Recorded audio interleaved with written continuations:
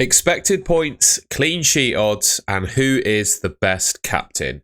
This video has got all of the information you need to know ahead of Game Week 20.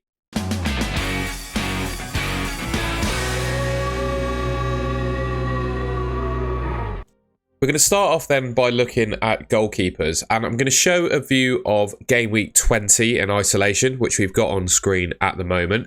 And then I'm going to look at the next 5 game weeks, because I think, yeah, a 1 game week view is useful, but it's also useful to look at the next 5 as well. So, top goalkeepers for Game Week 20. Interesting not to see Sells on this list straight away. That's the one observation I have. Alisson, Martinez, Kepa, Leno, Forster, Sarr, and Raya. Those are your top keepers for Game Week 20.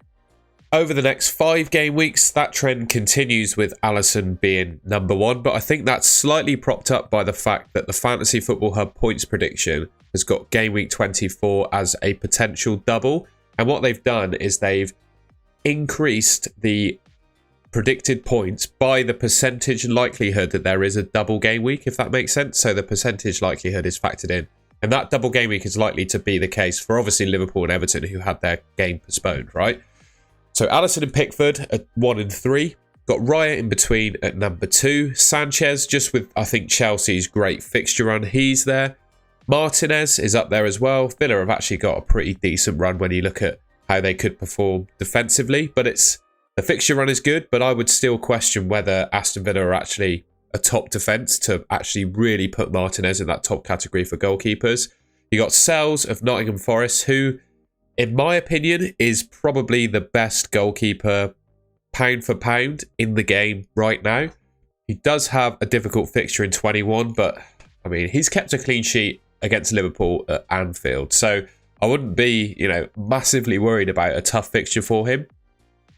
And to be fair with goalkeepers, a tough fixture usually means a good chance of making saves. So I wouldn't be too worried about him having a tough fixture in Game Week 21. Then we've got Muric of Ipswich at the bottom there. Defenders next up then, and I'm looking at this list and immediately spotting an omission in Gabriel. In my opinion, it's probably between Gabriel and Trent for me as to who are the 2 best defenders in the game. Perhaps the algorithm or something just hasn't updated yet, but I would definitely have, if it was my personal opinion, I would definitely have Gabriel up here for top defenders. We got Trent, though, as the number 1, obviously off the back of a goal and a clean sheet and just a massive 15-point haul against West Ham. Man United at home for Liverpool. I think that's a great fixture. Guardiola, he's second. I actually still think Guardiola is a good option in the game. Every single game I see Man City play, Gabriel either nearly scores or scores. He looks super attacking, and just the way he plays, he always seems to get himself in good positions with opportunities to score. So he's your second best defender for 20. You got Robertson, Luka Dean and Matty Cash, both Villa fullbacks against Leicester. I think Leicester are definitely proving, even under a new manager, one of the teams in the league to target. Virgil van Dijk's always going to be up there, guaranteed to start for Liverpool. Although one thing I would say for Liverpool is Man United, to be fair. But with Joe Gomez's injury, how much will that shake up the defence? Quansah's going to have to play, who obviously isn't Arne Slot's favourite. He proved that at the start of the season. I think Quansah played 45 minutes and got subbed. So that's all we saw of him. I remember that because I bought him for $4.5 million. And I just question how good Quansah's going to be.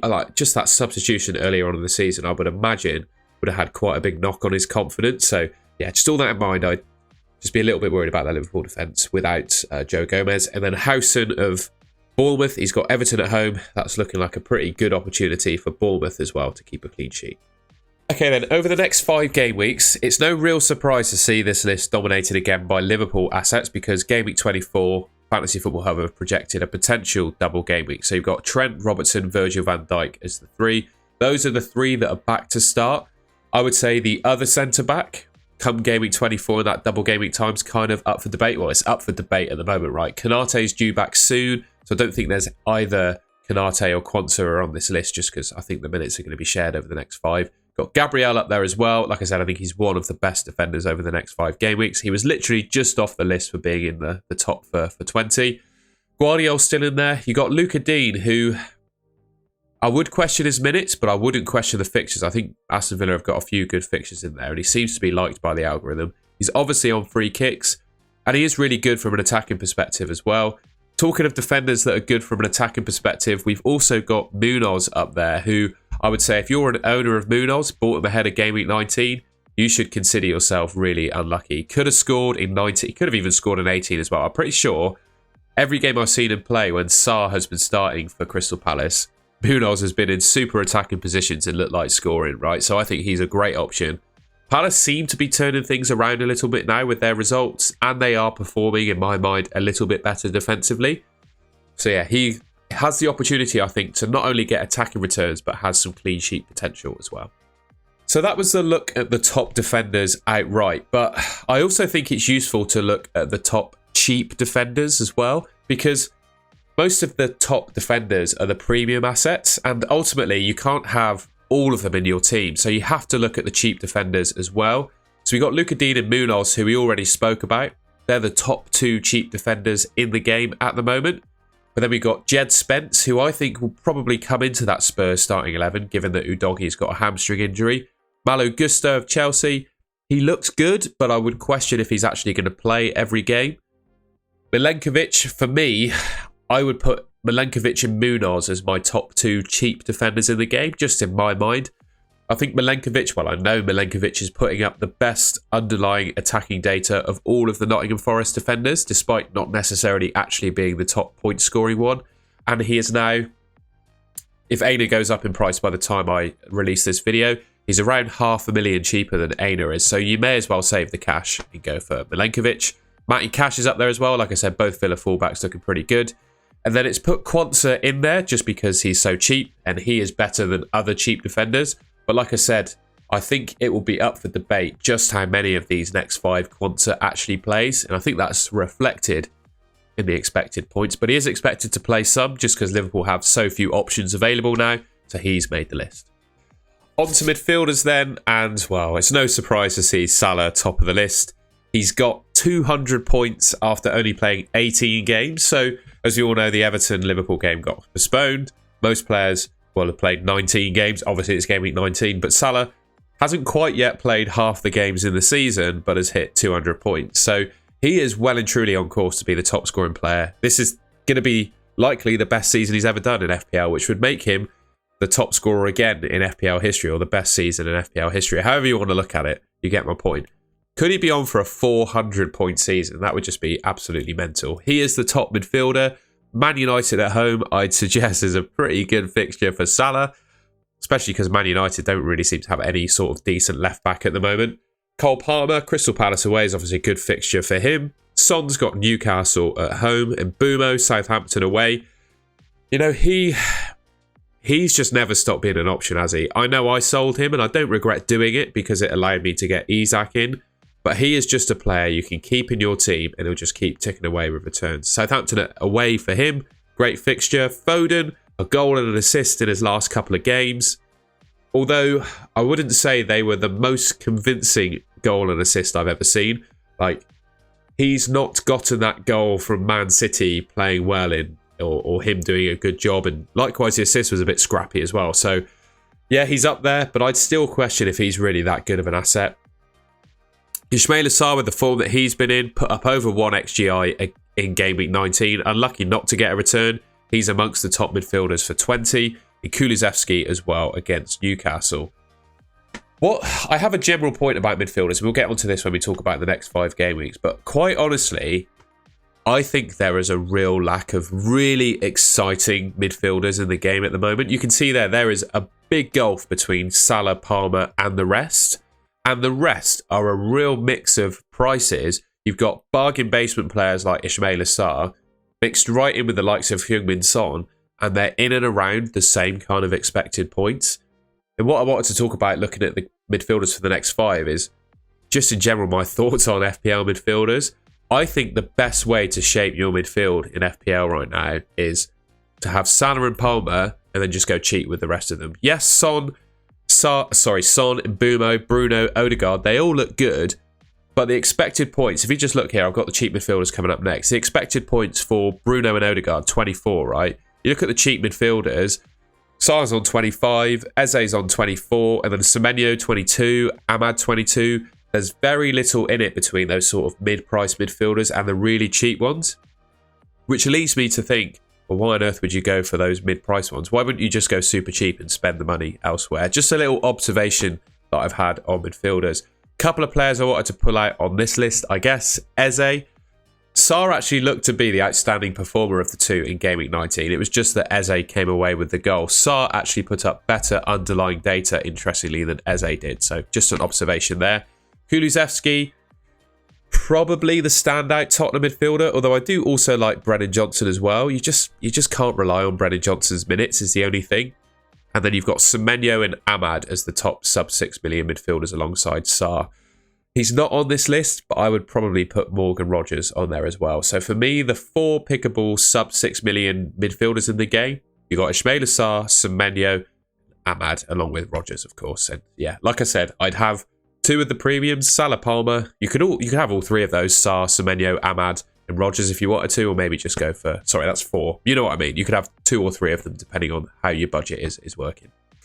All right, on to the forwards then. And the top forward for Game Week 20 is Haaland. West Ham at home, good fixture, I would suggest for him. Isak's got Tottenham away. I think that's also a good fixture for him. Solanke, obviously, the reverse fixture, Newcastle at home for him. Wood just continues to bang in the goals. He's got, over the course of his last 38 Premier League games, which is a season's worth of starts, he's scored 25 goals. Now, a 6.6 million forward that has scored 25 goals in a season, you would consider that to be an absolute bargain. And that's effectively what Chris Wood has done. So yeah, I think he's a great option. Wolves away, good fixture. Yeah, I really like Chris Wood. For me, the ideal front 3 in FPL right now is Haaland, Isak, and Chris Wood. Interestingly, we don't even see Nicholas Jackson make this list at the moment, given the form that he's been in recently for Chelsea. I'm recording this on Monday the 30th, so, well, at 4 p.m. So Jackson hasn't played yet. So if he does play and scores, that might look a bit silly saying that. But for the time being, he's not on the top forwards list. Wissa, Mateta and Gakpo are the other 3 that make the list. Across the next 5 game weeks, Isak is actually ahead of Haaland, which is surprising. So Haaland's got 3 good fixtures coming up, and then they kind of tail off a little bit, whereas Isak's, well, the form he's in, he's the top striker in the game for expected points for the next 5. Haaland in second place. Cunha, yes, he's great, but his ban has surely got to come at some, by the way. I feel absolutely robbed as a non-Cunha owner, or Cunha owner. I can't believe he's not been banned yet for what he did. To me, it's absolutely shocking. And the incident was just as plain as day, and it's just a straight ban, a 3 to 5 game ban. And I'm a Man United fan, so I don't want to sound biased when I say this, but just in terms of I don't know what I'm trying to say. The sacredity, I don't know what word I'm looking for. Just in terms of the competition of the Premier League, right? Him still playing for Wolves, scoring the winning goal, for example, against Man United, that could mean something come the end of the season, which wouldn't have happened if he got banned in time. So obviously people taking a Christmas break and just not getting around to it. But yeah, the whole thing just seems a bit shocking to me. My English was not great when trying to describe the competition there, but I think you get what I mean. I can't believe he's not been banned yet, basically. Chris Wood is up there. Mateta, Havertz and Solanke are your other top forwards for the next 5. Next up, I've got some clean sheet odds for you, courtesy of 11ify. We've got Arsenal and Fulham, top 2, 40% for them. Villa on 39, Bournemouth 38, Man City also on 38, Liverpool on 36. And usually, I'd like to say I wouldn't start players below 30% odds to keep a clean sheet, but I would probably put Brentford, Forest, Wolves on 29 in the conversation as well. Particularly Nottingham Forest, 29% I think is still decent clean sheet odds. So yeah. Those are your clean sheet odds from 11ify. And finally, I've got the captaincy. I'm not going to spend too long on this because, to be honest, I think it's a relatively easy decision. I've got the expected points from Fantasy Football Hub on the left and FPL Review on the right. I know FPL Review is a pretty popular source of expected points data that people like to look at for FPL, so I've included that as well. Salah dominates both lists. Haaland, interestingly, is in second place. So I think for me, as an owner of both, I will definitely be captaining Salah. But I do think there is a case, if you really want to go different and think somehow Man United could pull something out at Anfield, I'm not hopeful, even as a Man United fan, then Haaland could be a decent differential option. But with the form that he's in, literally on course to break records, and well, he's already broken records, the fastest player to ever get to 200 points in FPL. Yeah, the guy's in insane form. I think Salah captain for me. All right, well, that's the end of the video. I hope you enjoyed that and found it useful. Sorry if I sound a little bit nasally. I've managed to pick up a cold, I think. A lovely Christmas cold over the break, so I don't quite sound like myself, but I thought I'd bang out a video regardless, and hopefully you can see past or hear past my dodgy voice today. Yeah, if you enjoyed the video and found it useful, I'd really appreciate it if you could leave me a like rating. This is going to go out before the games are played on Monday night because I'm actually busy this evening. So I thought I'd upload a video now and then let the games happen and see what happens. But I still think it's valuable to make this kind of video ahead of time. So yeah, I hope you enjoyed the video. Leave a like rating if you enjoyed. Let me know in the comments any of your opinions on some of the stuff I've stated there. And if you're new around here and haven't already, I'd really appreciate it if you could subscribe to the Golden Goal channel. It should be just there, right there on your screen. That just leaves me to say thank you very much for watching, and I'll catch you in my next video.